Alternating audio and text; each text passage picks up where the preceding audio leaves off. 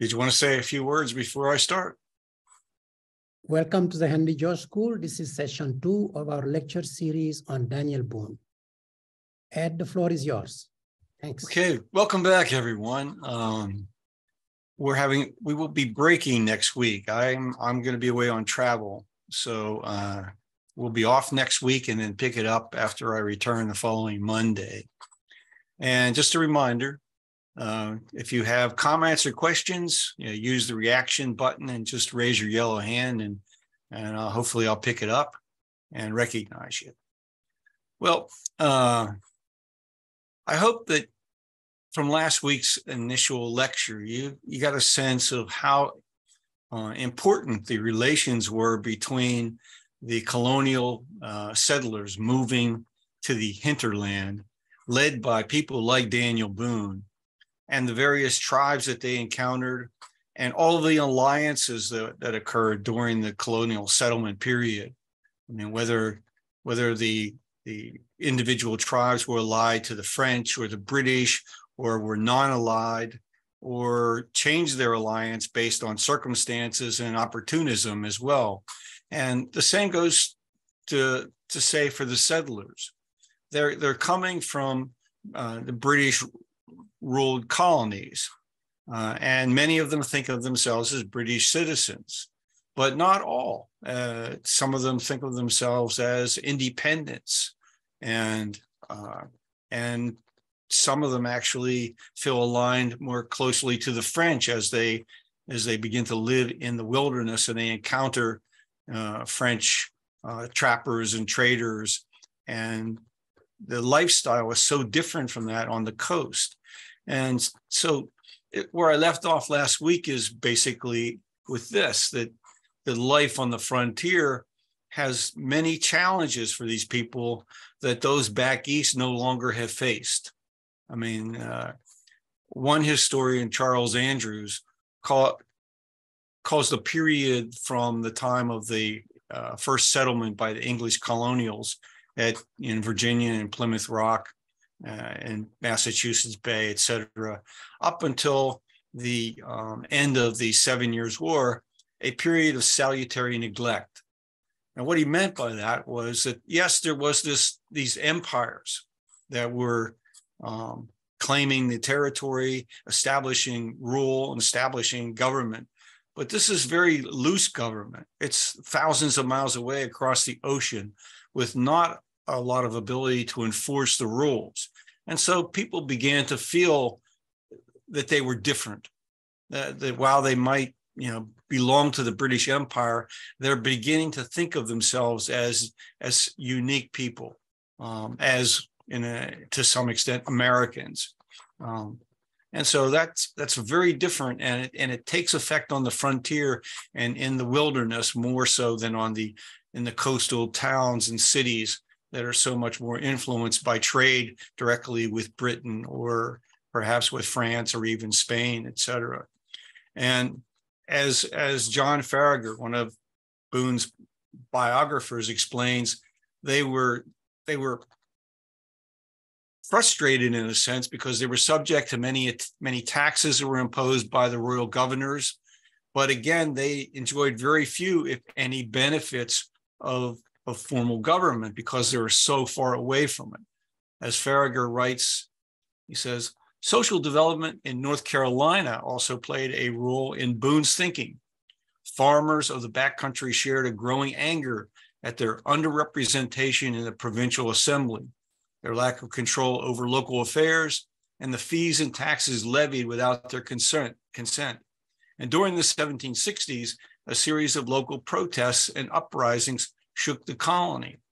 So they weren't passive about their circumstance, and they were actually not very pleased with how they were being governed. And so you can see how this is going to build up. And as the next decade or so comes along, it's going to play a much more of an important role. The level of dissatisfaction with the authority in the coastal governments and the coastal capitals with what happens to them in their daily lives in the wilderness. So What happens to Daniel Boone? Well, at this time, he and his family, they moved to Tennessee. There's a map of the area, and you can see Kentucky in the north, the eventual Tennessee, and below that, Alabama, Georgia, South Carolina.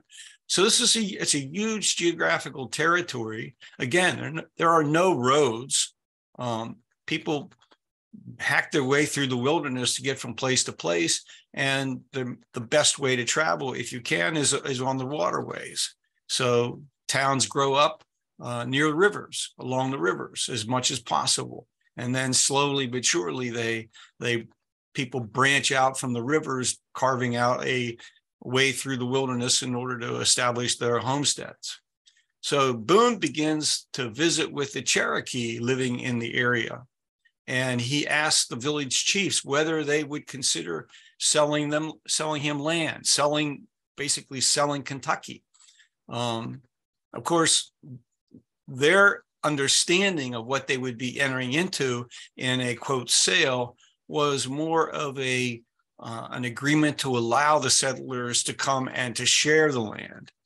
They really didn't understand the concept of a deed issued to some individual or group in perpetuity. That was not within their thinking. Now, over time, that certainly becomes a clearer understanding of what English law and European law means when they talk about the sale of land. But at this stage, that's still not a widespread understanding that the Indians are giving up their rights to pass through or occupy the land equally with the settlers, even though they might take some payment for basically, in their minds, allowing the settlers to be there. Well, early in 1773, Daniel Boone returns to Kentucky, and he selects a location for a future homestead. The time to move there had finally come, he decided. He sells his land elsewhere, and anything they couldn't carry away. So he's divesting of his assets, and he's making a commitment to take his family permanently to Kentucky. He recruits others to go with him. And as John Bakeless explains, for many reasons, this was a very high-risk adventure. Bakeless tells us, the royal government had forbidden Western settlement. The governors of North Carolina and Virginia were already alarmed at violation of the edict. No agreement had been reached with the Indians. They were sure to object violently with all the legal right on their side. Now, whether or not the colonial authorities would support the Indian claims in court, one doesn't know, but probably not.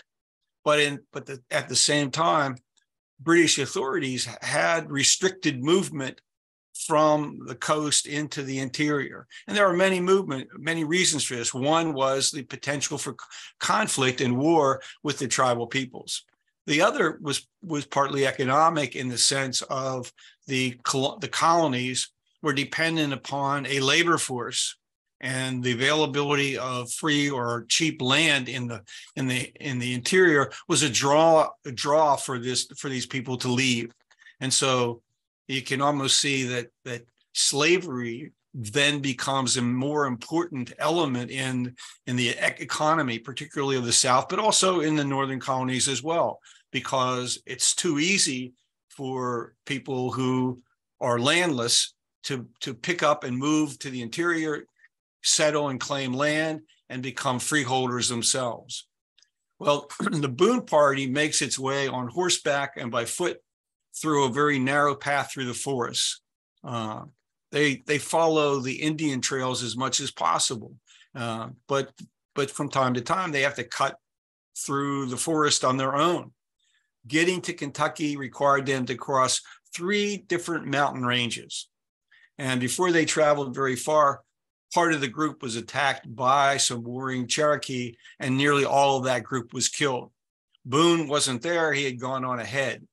Returning and coming upon the scene, he quickly realized that the Cherokee would eventually return and finish them off. So he organized their defense, and he and the other men who survived managed to drive off the war party when the next time they showed up. But many of the remaining settlers were too frightened to continue, and so they turned around and returned to North Carolina. But not so Daniel. Excuse me a second. So from this point on, well into the 1790s, hostilities continued between the groups competing for control of the region, which is rich in game animals and fertile soils. And full-scale war erupted between the whites and the various tribes, the Shawnee, the Mingo, and the Cherokee. Daniel was recruited by the colonial authorities to warn teams of surveyors who were out surveying this huge area for land claims that they were in serious risk of being attacked. And so he ventured deep into the contested territory to do so and managed to bring a warning to many of them, although some of the surveying teams were in fact attacked and killed. Boone makes his way to the site of a new town that was being laid out to be called Harrisburg.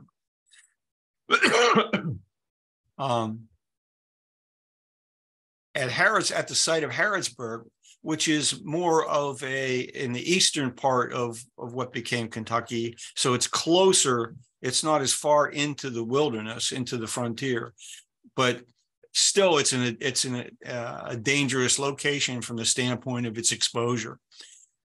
Settlers who came to Harrisburg were promised a lot in the town, plus a 10-acre plot of land nearby.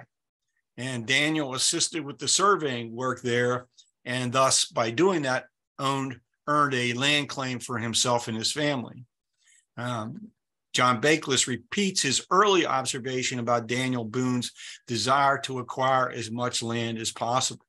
And again, this is not unusual. Boone is not unusual at all in this respect. This is the opportunity for people who lived along the coast, who may have been farmers, whose farmland was farmed out because they didn't really use crop rotation. They didn't use methods of refertilizing the land.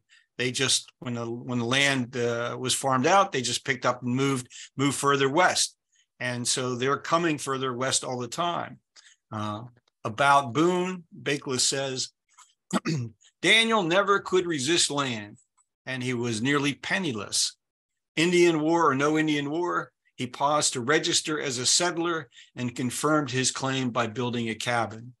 And again, this is one of the general requirements that was put on anyone who claimed land. First, you must commit to clearing a certain amount of it every year, and also you must build some kind of a housing structure on the land to show that you're actually using it. If you remember last week, I mentioned what John Locke had written and his proviso in his writings on land, claiming land, and that is that land should be claimed only to the extent it can be productively used. Daniel, however, was as much of a speculator as he was a land user. He, in fact, had no great desire to become a farmer. He was hoping that by helping to open up the frontier, the wilderness, bringing in the settlers, that the land he was claiming today would come to have a significantly increased value over time, in a relatively short time, he hoped. Now, as the war intensified, he was made a lieutenant and then a captain in the local militia. For about 61 days, he and another frontiersman named Michael Stoner, they had traveled over 800 miles in the frontier, warning others, surveyors who were out there, that they were in danger of Indian attack. And then a big battle occurred between the colonial militia and the Shawnees and Mingos. This was the Battle of Point Pleasant along the Ohio River near modern day, in modern day West Virginia. And at that battle, the Shawnee and Mingo were significantly defeated. And after that battle ended and peace was negotiated, Daniel was discharged from the militia. And no sooner is he back home in his cabin, and he's back meeting with the peaceful Cherokee, trying to convince them again to sell him their land. Now he's far from the only one who's engaged in these activities. So there's a lot more to talk about his land claims.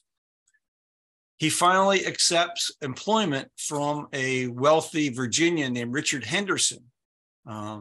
This is a plaque indicating what was called the Transylvania Purchase, in which Henderson was a major investor in. Henderson had raised a lot of money from wealthy individuals back in Virginia with the idea to convince the Cherokee to sell Kentucky directly to his group of investors. And again, this is still against British law, but Henderson's plan, if nothing else, is pretty audacious. And this placard marker really says pretty much what they were up to. He wanted all lands between Kentucky and Cumberland rivers, over 20 million acres sold for 2,000 pounds sterling and goods worth 8,000 pounds. And I think it worked out to about 2 cents an acre. John Bakeless says this about Henderson's endeavor. He says, Henderson's Transylvania Company proposed to deal directly with the Indians for 20 million acres, set up a new 14th colony, retain large tracts for their own estates, sell the rest to settlers, charge a perpetual quit rent for every acre sold, and retain special rights in the government. And again, from last week, remember, this idea of a quit rent is pretty novel and interesting, that you purchase the land, you get a deed to it, but you have an ongoing obligation forever to the seller. John Farragher adds this about what was going on. He says, the growing population of land-hungry farmers and the rising price of land made real estate the most popular enterprise of the day, one pursued by such notable Americans as George Washington and Patrick Henry. Next to the law, wrote one colonial attorney, the best branch of business in America is that of adventuring in lands and procuring inhabitants to settle them.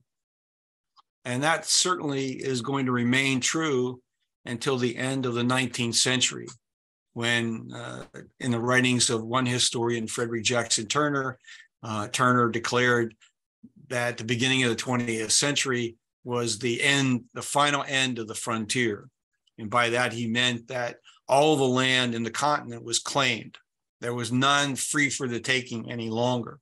Either governments, local, state, federal government had control of lands, or they were in the hands of private individuals or corporate entities like the railroads and canal companies and such. Any questions so far? Any comments? Hello, Michael. Nice to. I've managed to acquire one of the biographies you introduced us to last week, and I've just started reading it. But it's one phrase that crept out for me on page 2.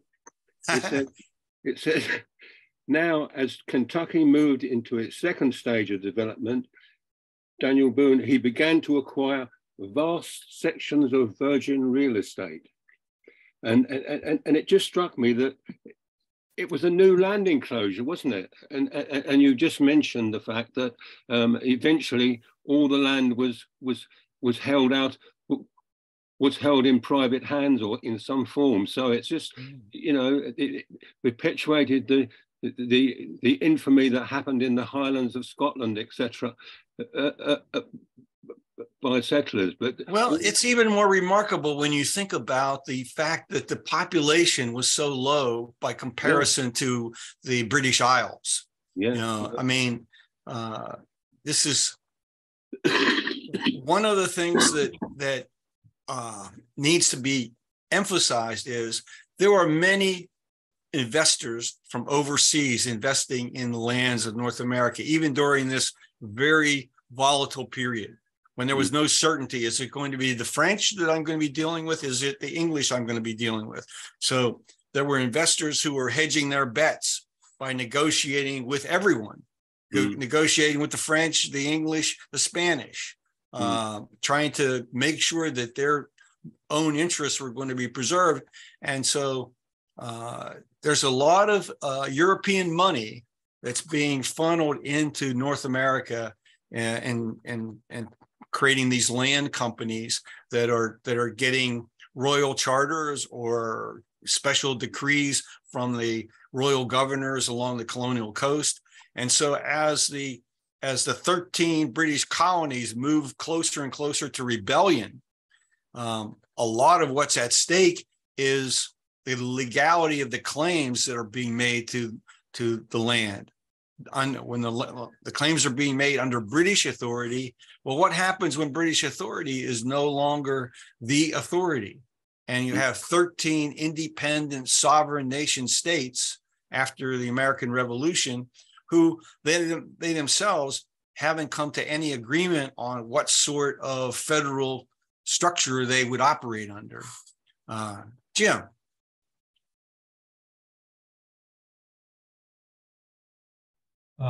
Ed, do you think that the actions of people like Daniel Boone helped to prompt the Quebec Act of 1774?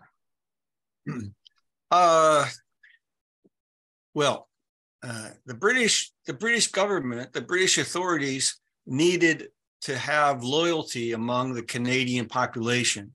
And so the Quebec Act, as I remember, the main provision of it was guaranteeing French Canadians the ability to practice Catholicism, and also that their laws, their local laws, would be consistent with the Napoleonic Code and not British law. So yeah, I think it's an astute decision on the part of British authorities that we need to try to get the loyalty of as many of our French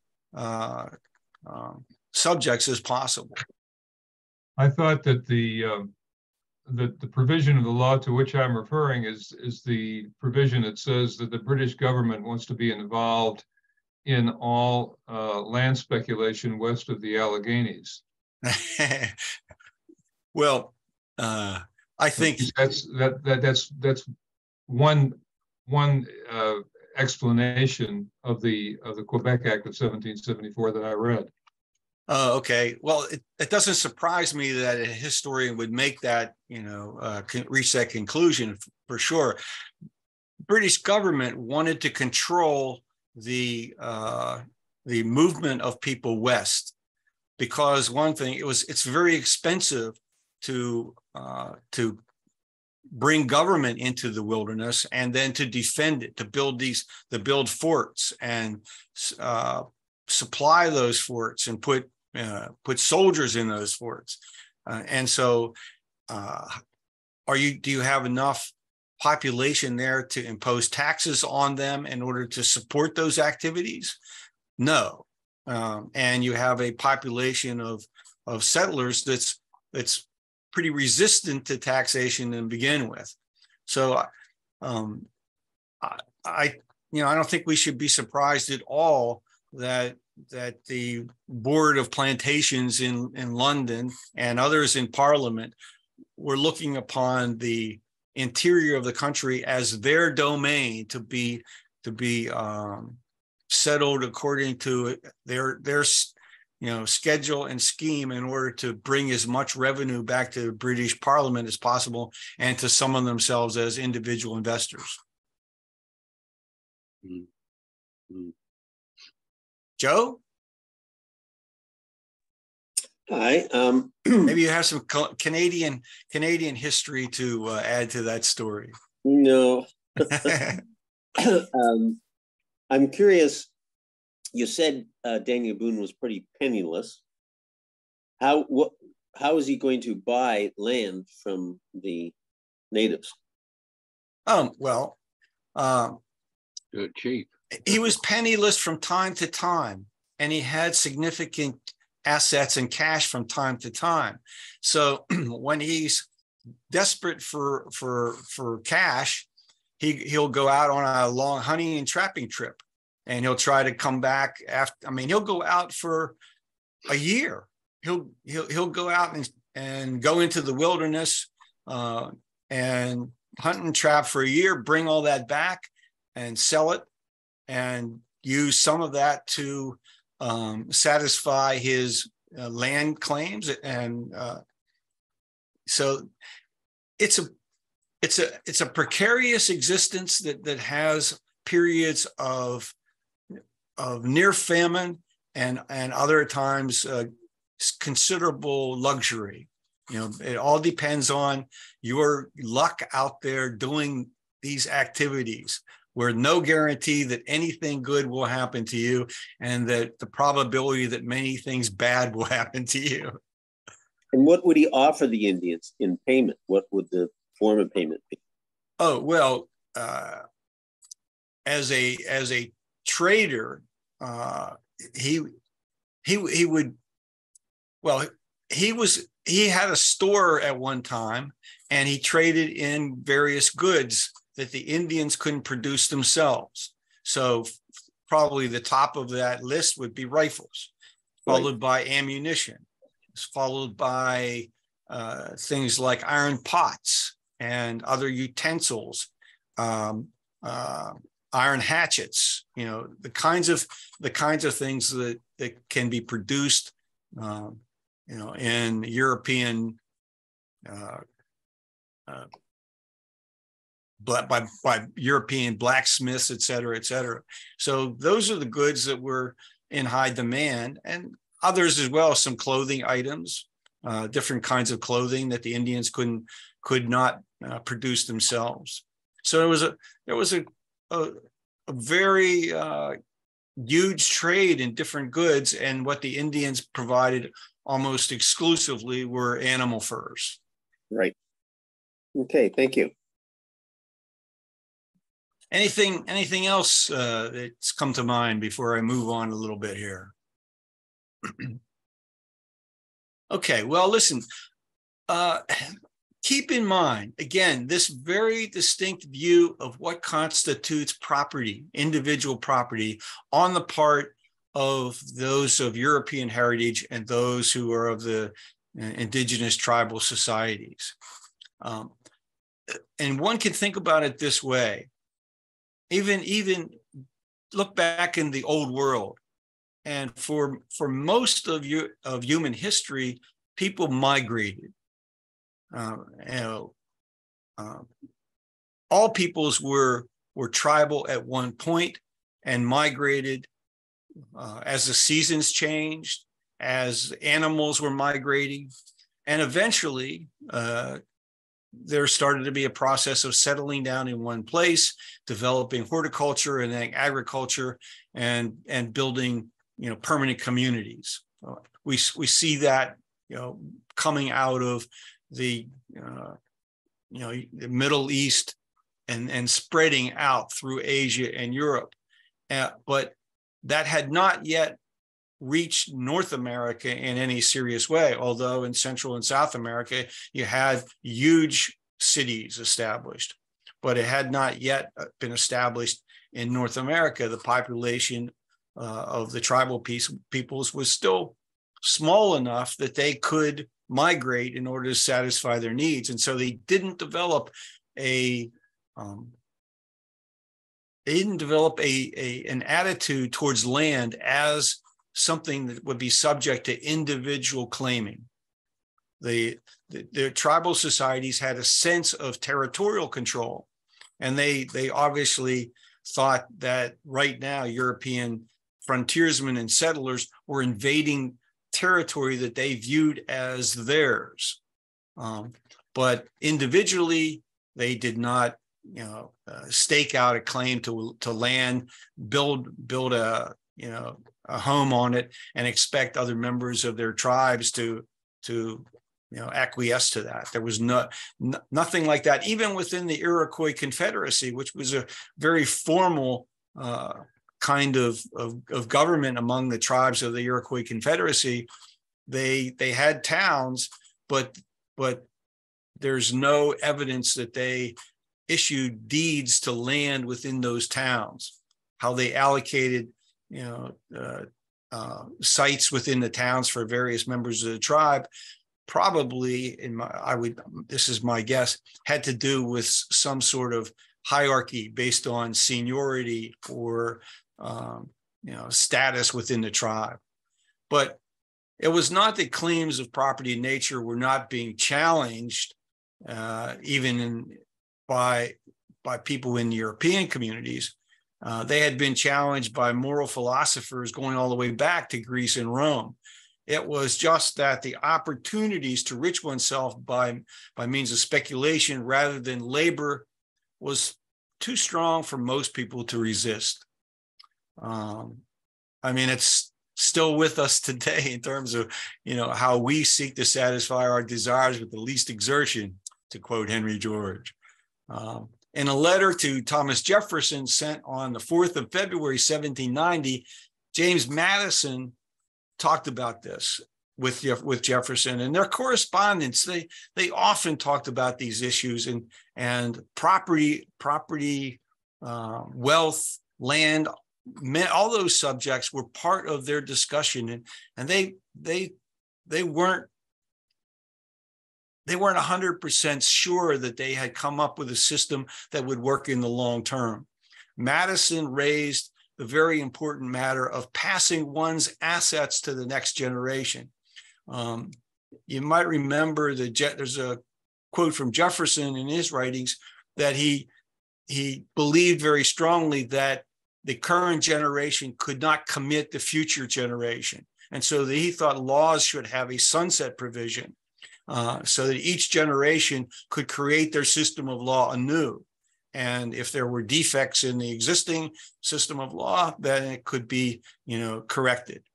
But here's what Madison wrote to Jefferson on this whole issue. He says, "If the earth be the gift of nature to the living, their title can extend to the earth in its natural state only. The improvements made by the dead form a charge against the living who take the benefit of them. This charge can no otherwise be satisfied than by executing the will of the dead accompanying the improvements." Now, I have my interpretation of what that means. What do you think? Anyone willing to step up and give me your thoughts on what Madison is arguing here?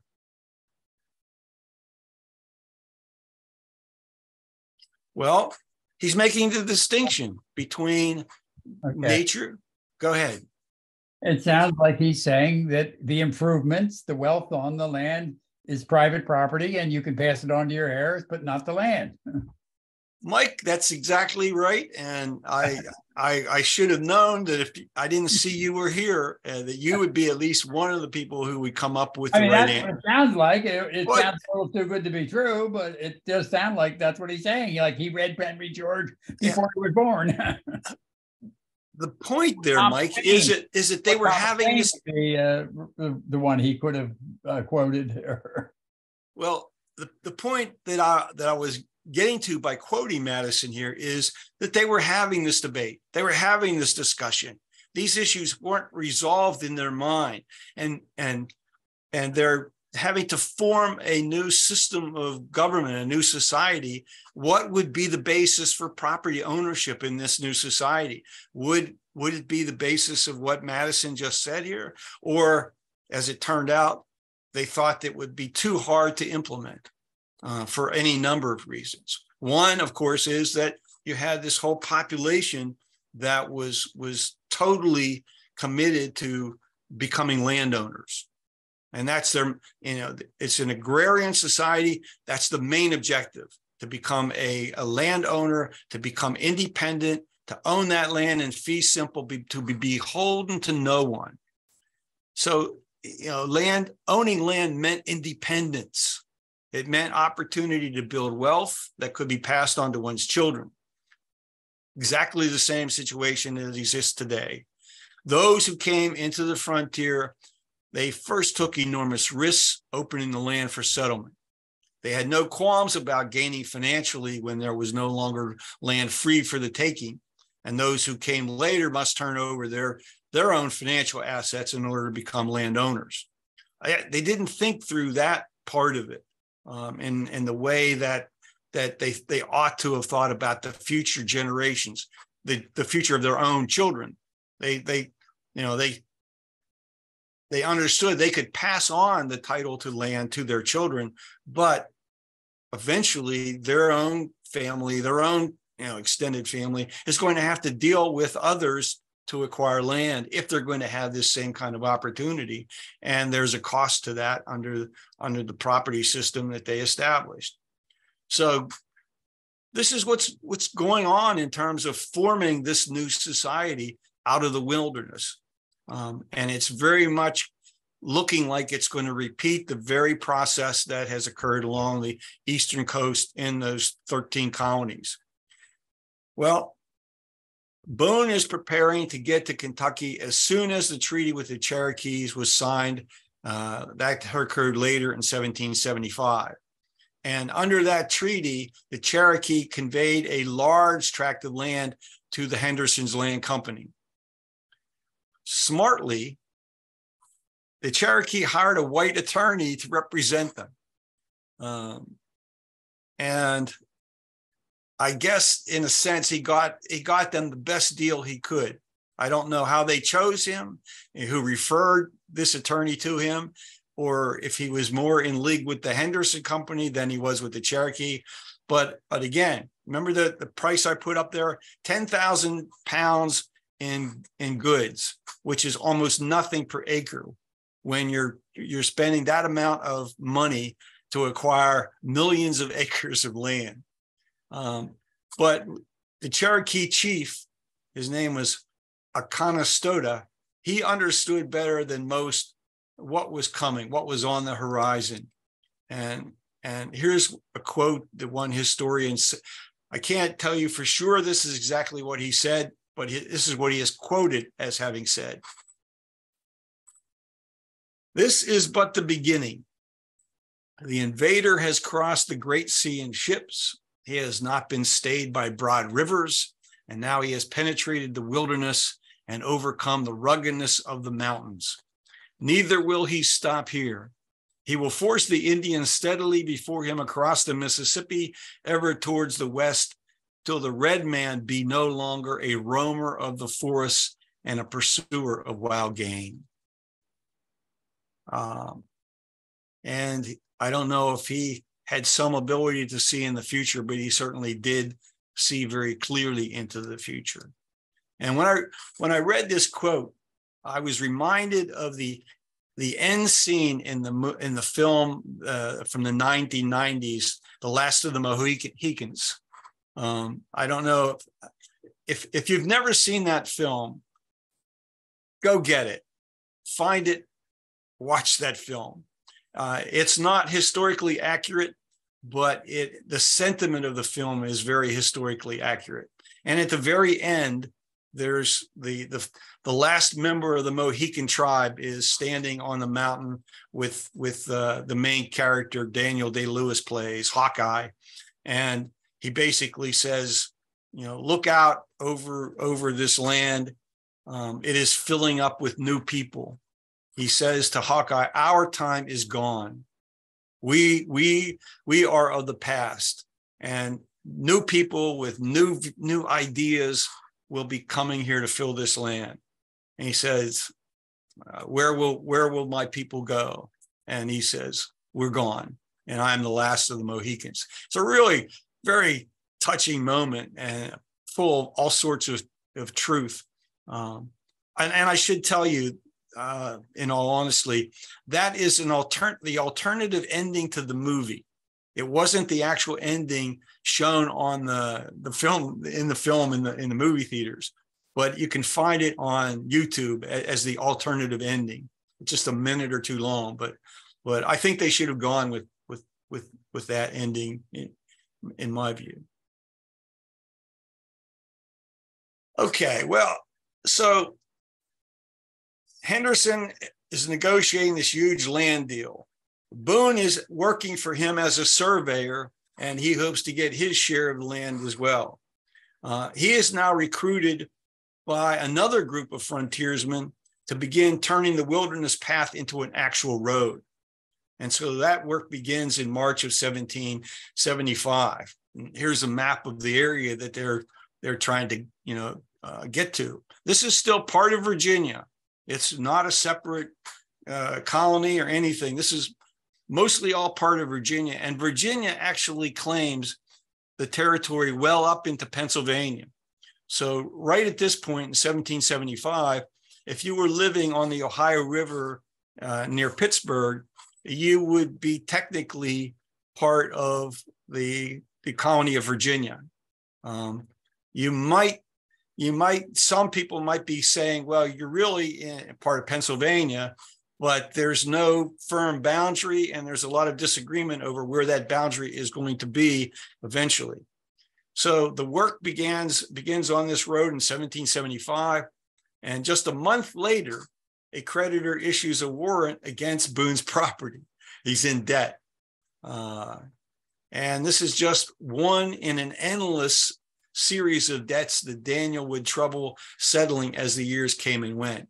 So he's earning income as a surveyor, he's earning income as a hunter and a trapper, but his expenses exceed his income. And so he's always in debt, and he's always having to find someone to buy the land that he has just claimed.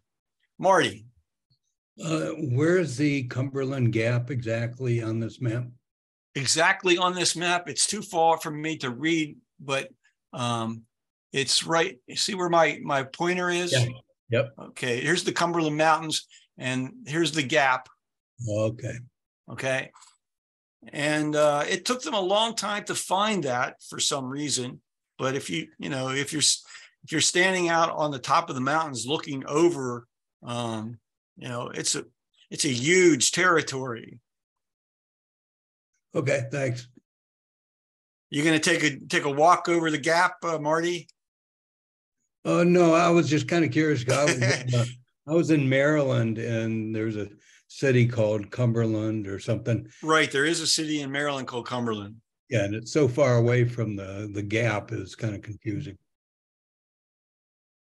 Well,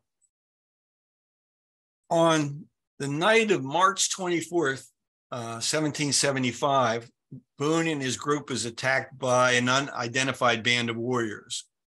And as happened previously, some of the survivors lost heart and headed for home. Daniel and a few others kept pushing on toward the location where they would begin the construction of cabins and the new town that would be called Boonsboro. And this is the reconstruction of the early period of Boonsboro. Henderson and more settlers arrived in mid-April, and so the construction expanded once Henderson came and brought additional people and tools and whatever else they needed. So yes, they had to build cabins, but their real first priority, once they got some cabins built, was to construct a fort for protection from attack. And so this is the design of the fort at Boonsboro. And you'll notice it has, blockades at the corners, and a gate in the one part of the middle. So the housing is all on the outside. So the housing itself forms one side of the fort. So once they got the fort built and they felt reasonably secure, the next order of business was to begin the assignment of land. So these people didn't come there, to just stay in the fort and live in these cabins. They wanted to get busy going out and staking their claim to land, clearing the land, and beginning to plant crops. And they finally set up courts. They organized a militia. And the next task probably one of the most important things was to now begin bringing women into what was an all-male colony. So slowly but surely, the men who were there go back east, go back to North Carolina or Pennsylvania or wherever they came from, and slowly begin to bring their wives and their families to Boonsboro.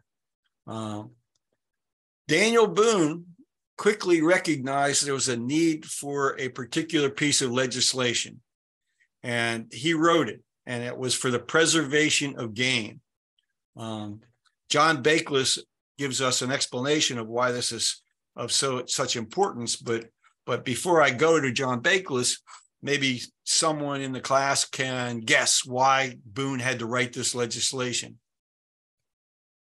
Marty, I don't know, your hand's still up, but I don't know if you... He's the only one could read and write. He was the only one who could read and write, and barely that himself.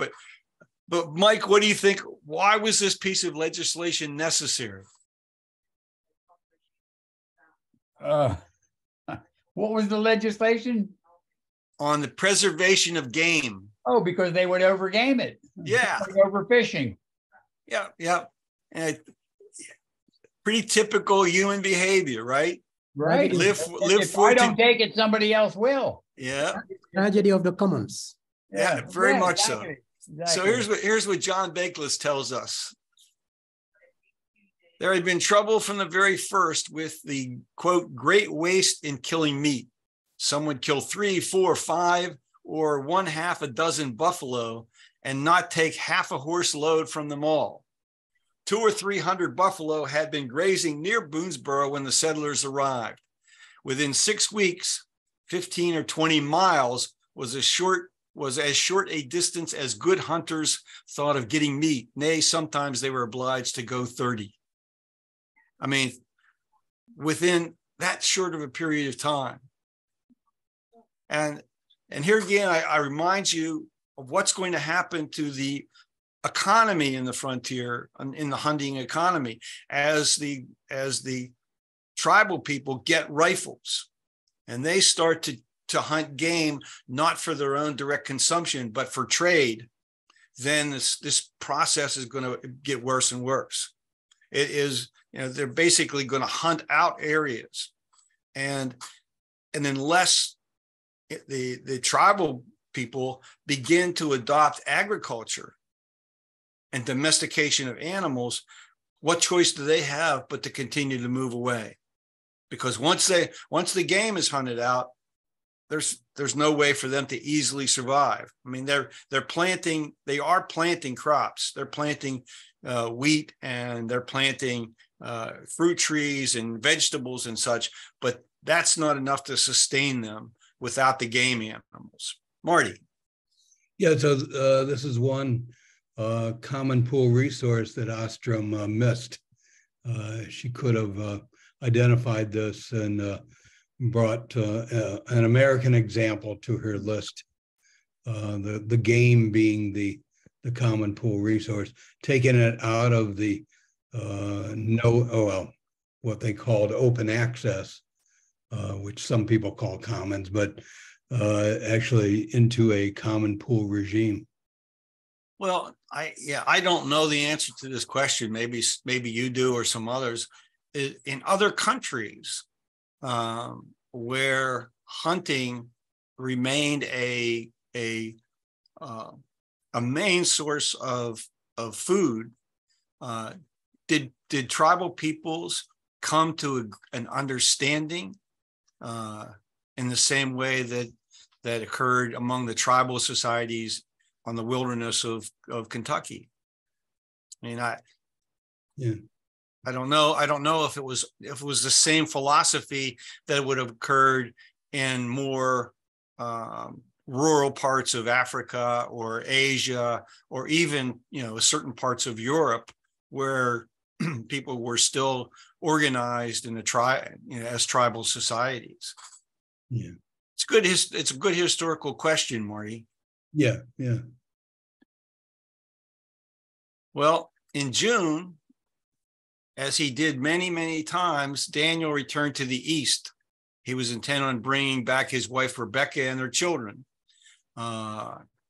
Sadness hit the family right away as he got back just in time for his newest baby to be born, a son, but that son died shortly after birth.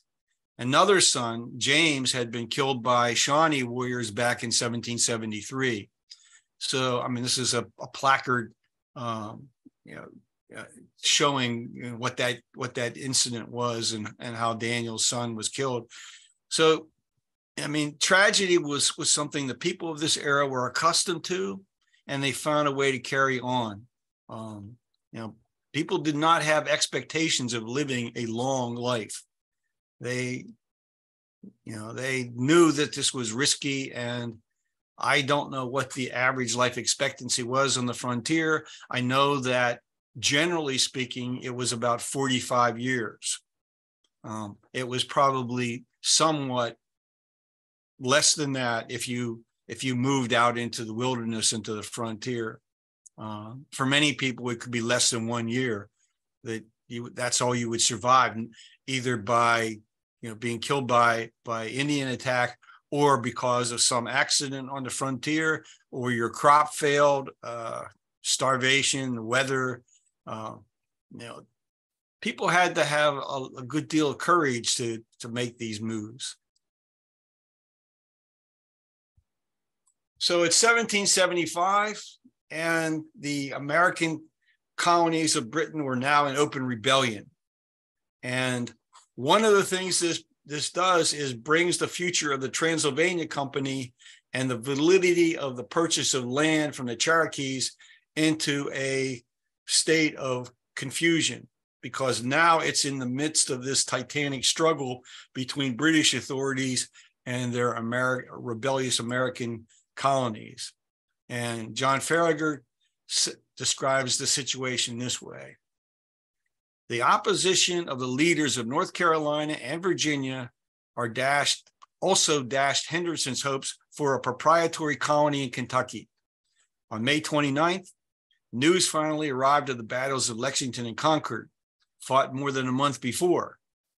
Denounced by British authorities such as Governor Josiah Martin, who labeled Henderson and his associates an infamous company of land pirates, the company now appealed to the authority of the Continental Congress for recognition of Transylvania as a separate Western province. Quite as one would expect, it found little support, for many congressmen were men whose own financial interests in Western lands were threatened by Henderson's claims. So now we have the added dynamic of the colonies in rebellion against British authority. And the question is, what system of law is going to prevail? And will any of the claims that are being made to land in this area be supported, protected, whether the British Empire wins the war against the colonies or the colonies win? There's just no certainty that they can depend upon. So by early September of 1775, Boone makes his way back west to Boonsboro. And this is the path that they traveled. And you can see Boonsboro is like one off on the way to Louisville. And Harrisburg is the other main settlement, with these others small: Logan's Fort, Crab Orchard, and Marty, here's a better view of where the Cumberland Gap is on this map. You can see it right on the border of what is now the corner between Virginia and Tennessee. Yeah, it kind of explains why Virginia kind of peters out to the west. Yes, definitely. So Boone gets back to Boonsboro. He brings with him and his family another 20 or so settlers, a lot of needed supplies. They had traveled some 300 miles through unbroken wilderness to get there. This is with women and children. Events were moving ahead quickly, as explained by John Farragher. He tells us, in October of 1775, the Shawnee chiefs signed the Treaty of Pittsburgh, acknowledging to agents of the Second Continental Congress the outcome of Dunmore's War, formally deeding their rights to Kentucky and setting the Ohio River as the southern boundary of Indian country. But Cornstalk, who's the leader of the Shawnees, his Shawnee name is Hokaleska, warned the Americans that many of his Shawnee countrymen had sworn to drive them from Kentucky. Now, what is important to understand about authority in these tribes is that the chiefs were not ultimate decision makers. And many of the warriors would refuse to go along with treaties that were signed by their chiefs if they didn't agree with them. And they often would recruit other young warriors to go out and on these attacks. And part of it was to defend what they thought was theirs, but part of it was part of their culture as warriors. They were out to prove themselves as being equal to anyone else in the tribe. This is part of how they got status, their ability to conduct themselves with being brave in combat. And and it gets very complex as to how the fact that a chief like Hokaleska can sign a treaty, but then tell everyone who's there, I may not be able to control my young men. On the other hand, it's the same story on the other side with the whites. It's the same story with their young men in terms of the treaty might be signed between the colonial governors of Virginia or Pennsylvania with the Indian tribes, but does that mean the frontiersmen and the people on the frontier are going to abide by those treaties? Often not. On the mind of Boone was the work of surveying and submitting claims to as much land as possible. Here's just an example of what one of these land warrants would look like based on a survey.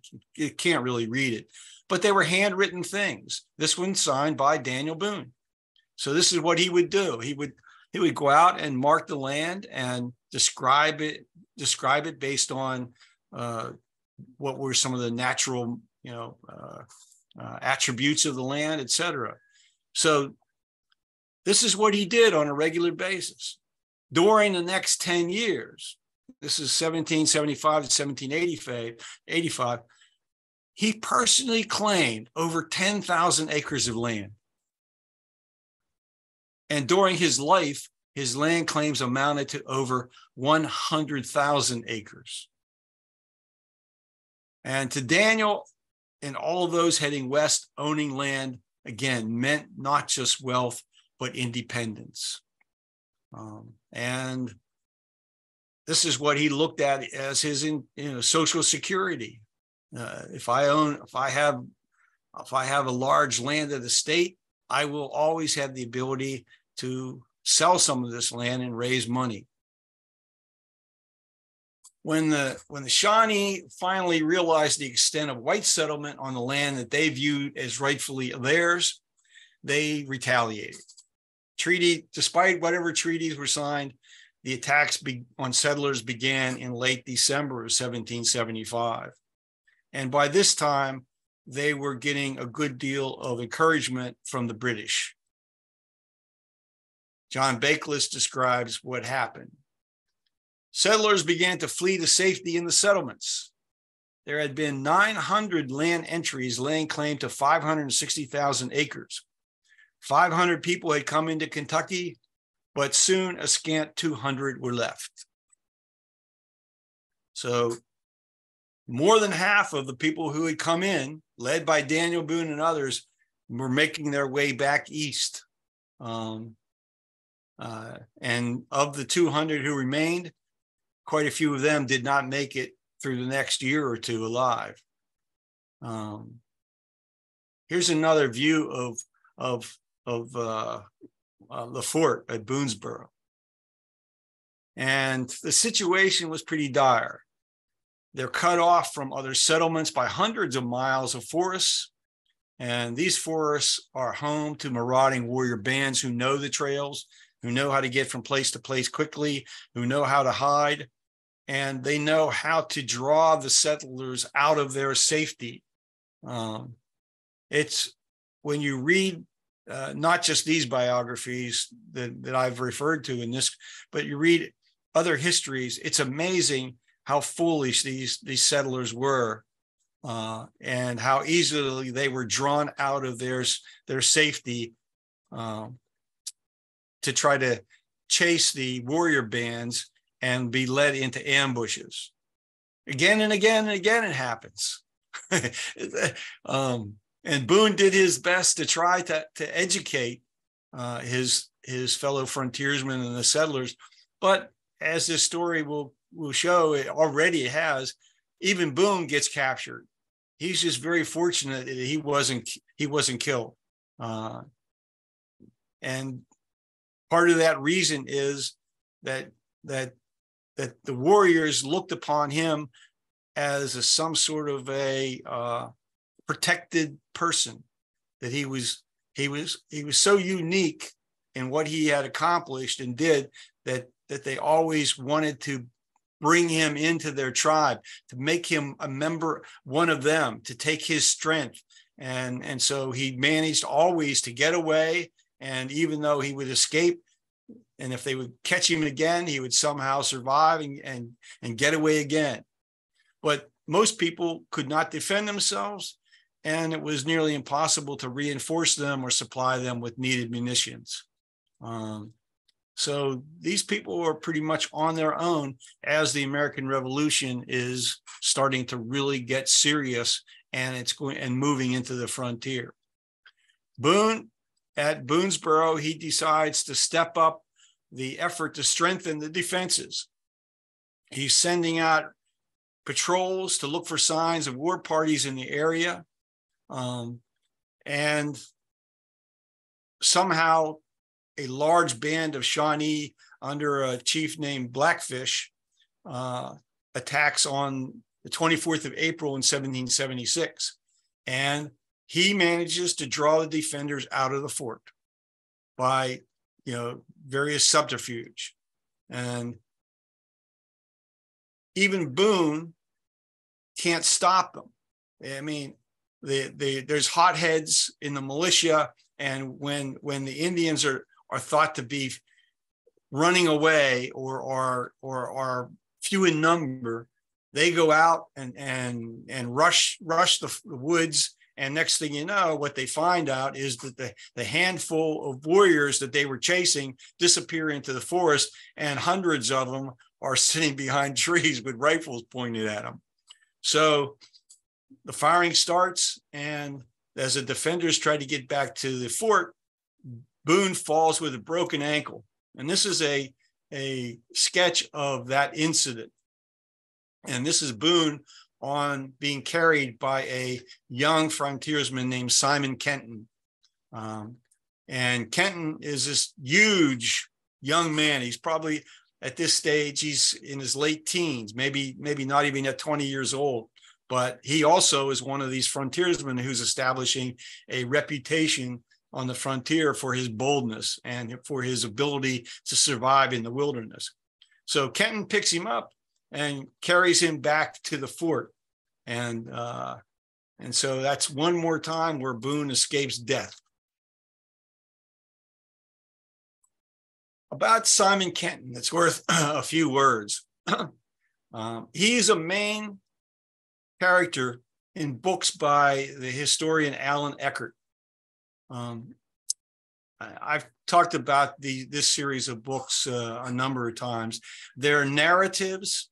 Other historians look down upon them because Eckert does take some license with creating dialogue from the historical record, but all of his books are very well footnoted, and what he does is makes the reading of history very enjoyable.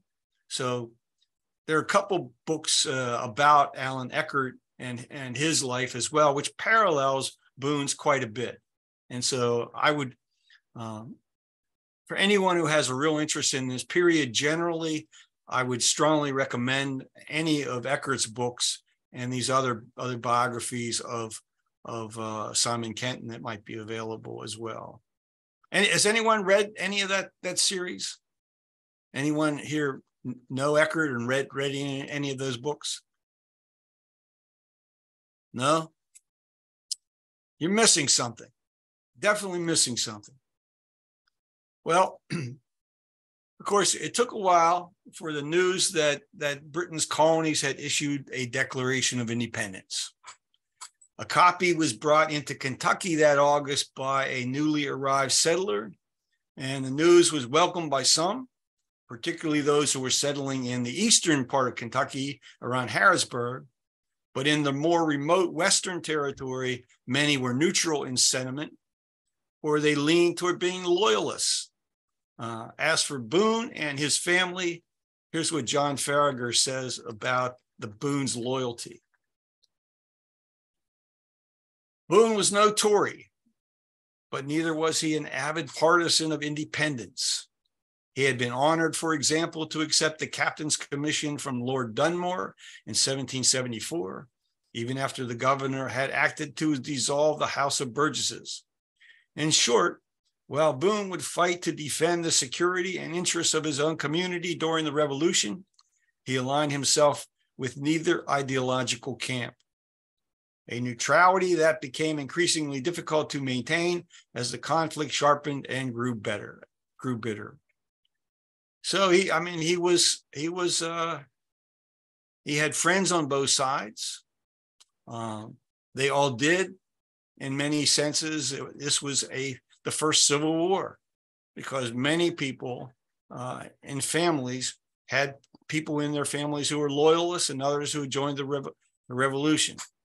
On the frontier, it was even more difficult because you now had to depend on yourself. The colonies did not have the resources to send a continental army out into the wilderness, well equipped to defend these frontier settlements. And the British were supplying the Indians with guns and ammunition, and there were many British frontiersmen themselves who were joined with the tribal warriors and leading these expeditions into Ohio and Kentucky and Virginia and North Carolina. The one big variable that could have made a great difference is whether or not, if the British could have somehow been able to send cannon along with these war parties, because none of these forts, Boonsboro and any of them, were stone. They were all wooden. So, their survival depended a lot on the fact that the British had not supplied these warring parties with cannon.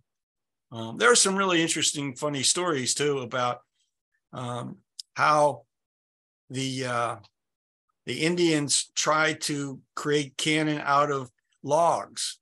They would chop down a tree and hollow out the log and fill it up with gunpowder, and they would wear leather straps around them. And usually what it did was just blow up, but they were always trying to figure out a way to breach through the log forts. Well, Blackfish, and I can't pronounce his Indian name, or I would. That's a real difficult one. He returned several times to try to destroy Boonsboro through 1777. And then he led his army in frustration back across the Ohio River to the Shawnee towns. Reinforcements came to strengthen the settler defenses, and Blackfish was finally forced to abandon any Texan force. From that point on, he would just send out small, raiding parties to try to catch people outside the fort or catch supply trains coming to bring them needed supplies. But what he did accomplish through all this effort was he prevented the settlers from growing crops. And so during the winter of 1777, 1778, there were severe food shortages in Boonsboro and many of these other communities, and people were nearly starving. And it was only by the great efforts of Boone and some other hunters that they went out. They braved the possibility of being attacked by lingering, small war parties to find game. And again, remember, it wasn't like they could just go down the road and shoot a buffalo or a deer or whatever. They're now having to go out 20 or 30 miles to find game. And as soon as that rifle cracked, the noise of that rifle cracked, if there were any Indians in the area, they would be hunted down pretty quick. So being able to get game and feed their families and these people was not an easy task. It was also made more difficult because of the actions of this fellow. This is Henry Hamilton, who was the lieutenant governor of the British forces based out of Detroit. And he was providing supplies and ammunition to these raiding parties. Hamilton also offered payment for both scalps and prisoners. Okay. So this meant that the Indians didn't have to worry about bringing back prisoners. And it also made the settlers aware that their lives were worth nothing as far as the British were concerned. And so historians have suggested that Hamilton's policy actually had the effect of bringing many settlers over to the American cause. That the British had made overtures, that if they had followed through, they might have maintained the loyalty of a lot of these people out in the wilderness who weren't exactly enamored with what was happening on the eastern coast in the colonies. Here's what John Farragut offers. He says, "Had it not been for the outrage of Americans over these payments, Hamilton's offer of full pardon and grants of land to any who came over to the British might have been more attractive." You can think about that in terms of any war. How do you pacify the current, the resident population?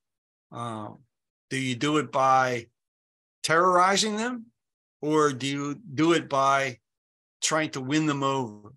There's lessons for a lot of modern leaders to think about.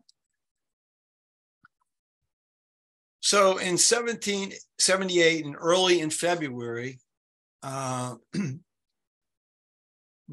people in Boonsboro are running out of one of their most important supplies, salt.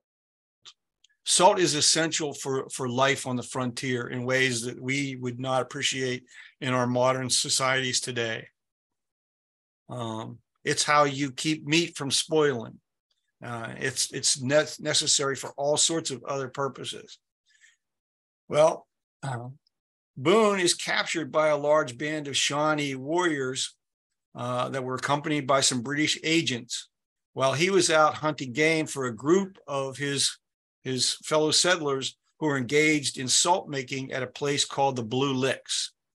And throughout the Kentucky area, Ohio, there's all of these salt licks from ancient times when the territory, I guess, was covered by ocean in way back in prehistory.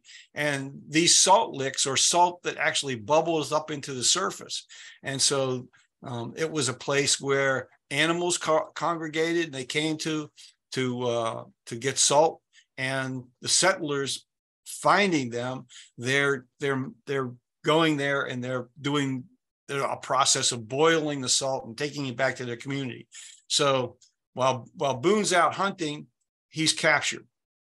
And the Shawnee know that there's this other group of men out there mining the salt lick. And so they're ready to attack those men. Boone realizes that the Shawnee force could also easily take Boonsboro. And so he comes up with a plan to redirect their attentions.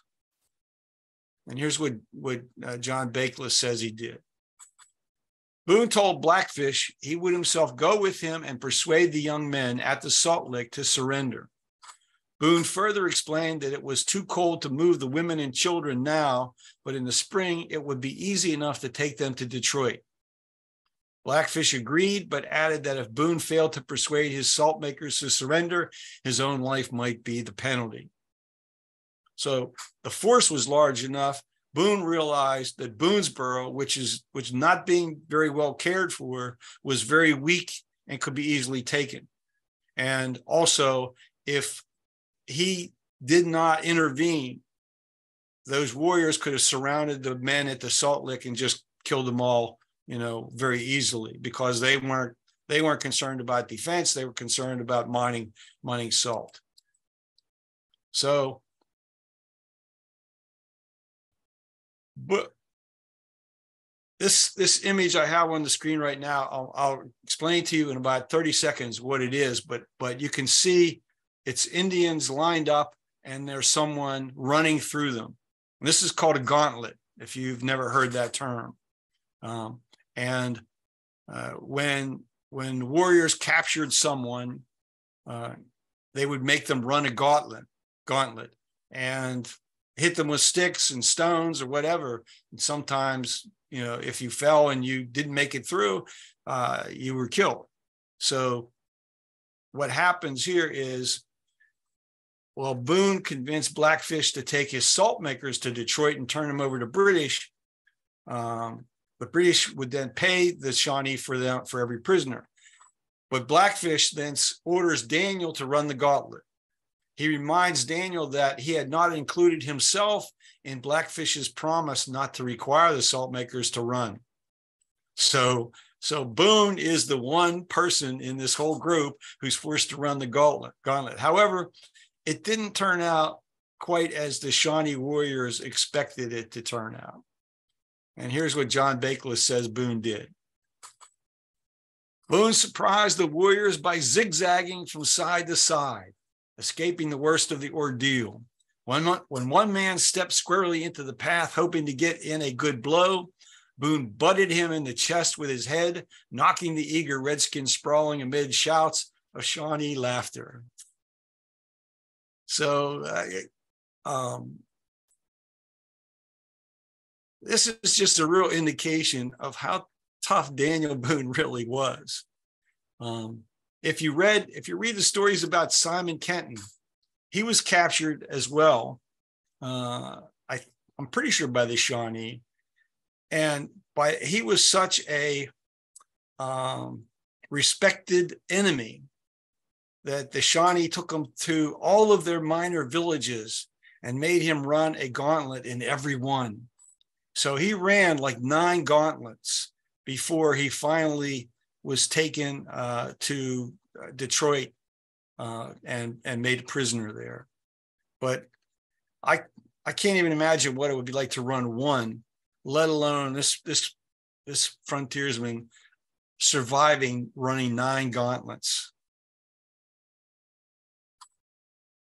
Well, I'm going to finish up pretty soon tonight and then open it up for some discussion. So some of the captured frontiersmen that the Shawnee captured with Boone were going to be adopted by the Shawnee. The remainder were turned over to the British at Detroit. Boone himself was well treated by the British. I find this remarkable, but they gave him a horse. They provided him with a saddle, a bridle, and a blanket. And they didn't imprison him. So they didn't really think of him yet as an American, a patriot, as an enemy. However, Blackfish decided not to sell Daniel to the British. He actually wanted to adopt Daniel into the Shawnee tribe as his son. So Daniel went through the adoption ceremonies of becoming the son of Blackfish. He was renamed with the Shawnee name Chateauie, or Big Turtle. And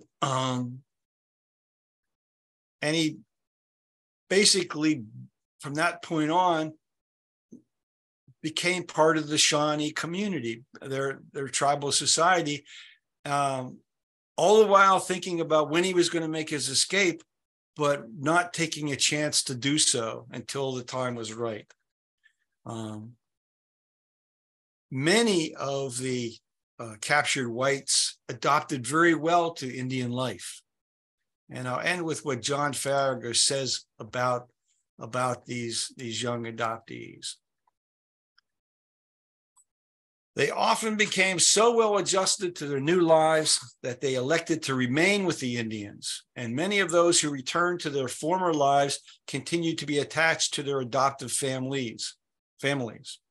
Many returned captives later escaped back to their Indian families. When they had the chance, when they were back with their families of birth, they said, I liked it better where I was when I was with the Shawnee. And so I'll end tonight with that and open it up for discussion of what I covered so far, and we'll pick it up in 2 weeks from that part of the story. Joe. Fascinating presentation. Just very, very interesting. Glad you find it so. It's a great story, great narrative, maybe I should say.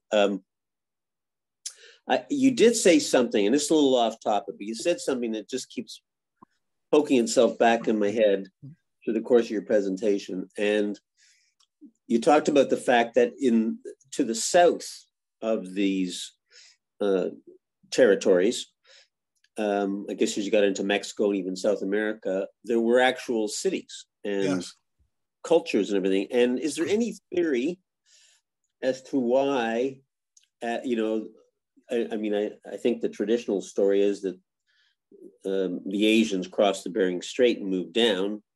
Why is it that as they migrated south, they became a more advanced culture, civilization, and the North American tribes stayed in the hunter-gatherer mode? Well, let me first say, I'm not so sure that the migration occurred directly from Siberia and across the land bridge up there, and that they continued to migrate south over land. They may have been seafaring people. I don't know. Kon-Tiki expedition. Well, you think about it this way, and this is the way but I don't have any research that I remember reading to substantiate this. But the people in that part of Asia would have been fishermen, and so when they migrate across the land bridge, it may have been island hopping, or over the sea, and so. Right. The ancestors of the Inca, the Aztec, and Mayan, and all those people, they may have been seafaring people. And then there's the alternate history story that people migrated from Africa, or even further east to come to South America. I don't know. I will tell you, there's some interesting stories that you should be familiar with regarding the Mandan tribe that occupied the territory out and around Minnesota and west of that area. The Mandan tribe, when they were discovered by the first Europeans, were astounded to see particularly the women in the tribe, were blonde and blue-eyed, and that the structure of their community was very Viking-like. And so the theory has been that Vikings made their way from the Great Lakes area and eventually made their way to the Mandan, and either were defeated or somehow absorbed in the tribe. And so by the 17th century, they were part of the genetic makeup of those tribal people. How many people from other parts of the world made their way to the Americas? And what's the origin of those tribes that created those great civilizations in Central and South America? Maybe we'll eventually find out, but I don't know that there's any certainty that archaeologists have been able to really come to. But a lot of speculation from what my reading is. Yeah. Okay. Thanks so much.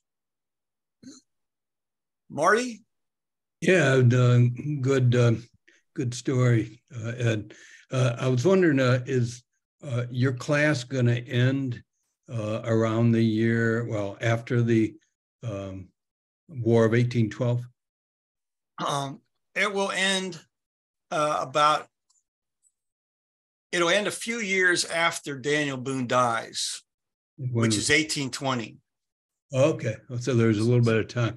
The reason I'm bringing it up is that I grew up in south of Detroit, and there was a famous battle called the River Raisin Massacre, where French were battling the Indians and the British.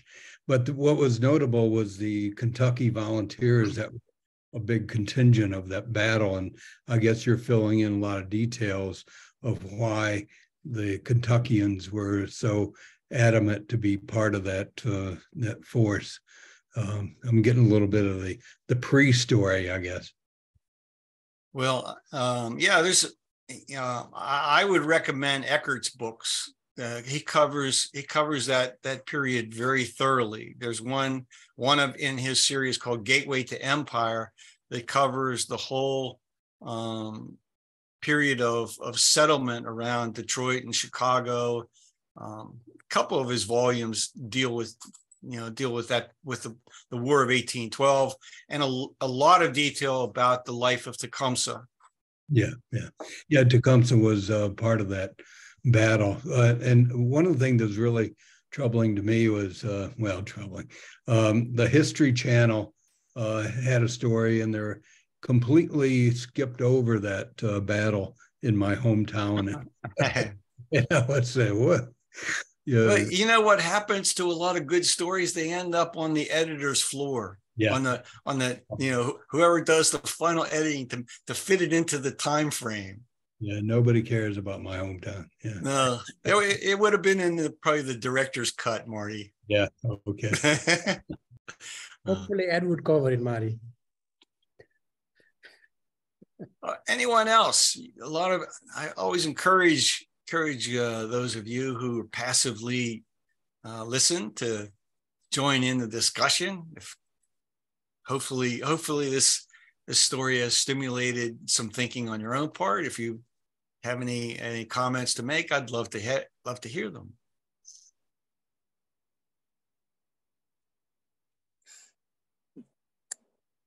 Michael. All right, Michael's back.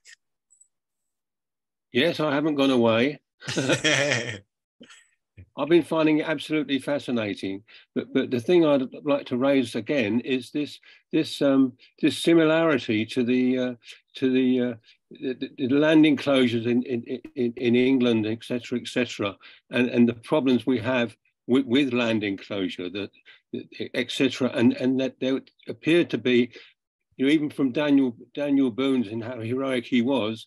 Basically, he was the beginning of a dynasty of landowners, really, that perhaps still exist in America and are a problem for us still now, perhaps. Well, I would imagine that there are many family histories that can be traced back to this period when they became property owners. However, one of the things about the history of people in America is that fortunes have been gained and lost generation to generation. And there's a lot of discussion among behavioral psychologists of why this occurs, but often the generation that enjoys the wealth acquired by the previous generation fiddles it away. Friddles it away. I guess friddle is the right word. Or decides to spend their time not in productive activity, not even speculation in land, but in gambling and carousing. Mm-hmm.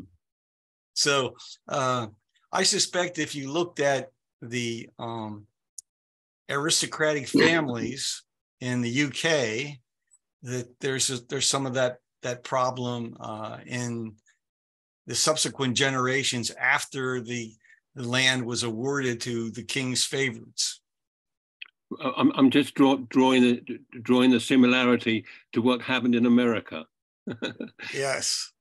Yeah. And it's so the problem lives with us in a different form, and how the future, how we resolve this question of private property and land, where everyone is disenfranchised basically, and the economic rent accrues to those who own. There's a famous Indian saying, not American Indian, but yeah. It's about to whomsoever the land belongs, the fruits therefore do also. Yeah, well, that was Gandhi's mantra. I mean, I do a lecture on Martin Luther King Jr. and Martin Luther King Jr. was a great admirer of Gandhi. Went to India to visit, Gandhi's home, and he tried to emulate Gandhi from a nonviolent standpoint, but Gandhi's view of land to the tiller has never really stuck in the social democracies to any extent, other than, I would say, to the extent the community land trust movement has embraced agricultural land to preserve it for agricultural use and keep it out of the path of development. Now, there's a question whether or not that is the right policy, but certainly there are many people who believe very strongly that land should be taken out of the market and not treated as a commodity.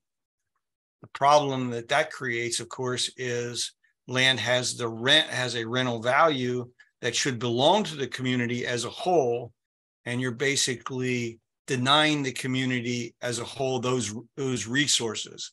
So it's a very, getting from where we are to where we ought to be requires a lot of constant debate. And as I quoted, from Madison, they were debating these issues back then. They had strong views on how the land should be held and owned and utilized, but they did not feel they had the capacity to enforce the truest of principles. Benjamin Franklin was a physiocrat, had declared himself to be a physiocrat and to adopted their views about the land. And yet Franklin said nothing about it at the Constitutional Convention. And the debate was really behind the scenes between Madison and Jefferson. And to some extent, Tom Paine voiced his opinions, but we ended up basically adopting the British system of property law. And we've benefited to some extent and paid a serious, terrible price to some extent, as those around the world who adopted the same system. So, Michael, I don't know how we're going to solve the problem, except we have to openly talk about it And I've often said, I don't think of myself as a land speculator, but I've been a property owner. I've owned a number of properties that were investment properties, and I have sold them most of the time for more than the cost of purchase. And so, as I've written over and over again, a building is a depreciating asset and it doesn't sell for more than it costs to construct. Then what did I do? I gained from owning land. But it's the system we have. And so we have to work to try to change it and acknowledge the fact that we all are, in some, not all of us, but many of us, those of us who own some land, some amount of land, are a beneficiary of the system to the detriment of those who do not.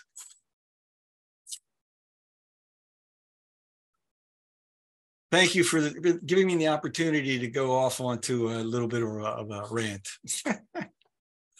Great. Thank you very much, Ed. Thank you very much, everyone, for attending tonight. I just want to make a couple of announcements before I let you go.